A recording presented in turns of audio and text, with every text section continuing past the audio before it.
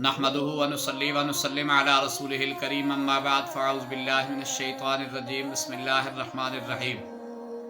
मुअज़्ज़ज़ सामाईन व नाज़रीन, बहुत सारे लोग इस बात का ये सवाल करते हैं कि हम नमाज अदा करते हैं, नमाज के अंदर हमें खुशू और खुज़ू नहीं मिलती, और नमाज में खुशू और खुज़ू कैसे होगा।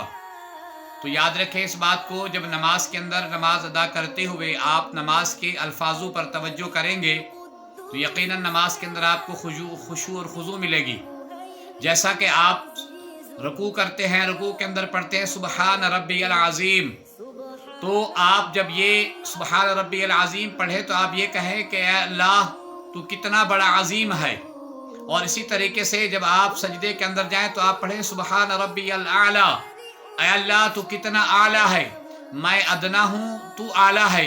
जब बंदा ये तसव्वुर करेगा अपने सर को सजदे में रख कर कि या अल्लाह तू आला है, मैं अदना हूँ, तू बड़ा है, मैं छोटा हूँ, ये तसव्वुर करते हुए जब आप सजदा करेंगे तो यकीन जानिए आप एक तस्बीह नहीं, दो नहीं, पांच नहीं, पता नहीं आप कितनी तस्बीह पढ़ लेंगे। इसी तरीके से रुकू के अंदर भी आप पता नहीं कितनी तस्बीह पढ़ लेंगे। तो हमें चाहिए कि हम नमाज के उस माने के ऊपर तवज्जो करें कि नमाज के जो अल्फाज हैं उसके अंदर हम क्या पढ़ रहे हैं। यकीनन जब हम उसके माने को, उसको तर्जुमे को देखेंगे, गौर करेंगे, तो यकीनन फिर हमें किसी किस्म के कोई वसवसे नहीं आएंगी। अल्लाह से दुआ है अल्लाह ताला हमें इस्तकामत के साथ सही नमाज अदा करने की तौफीक अता फरमाए।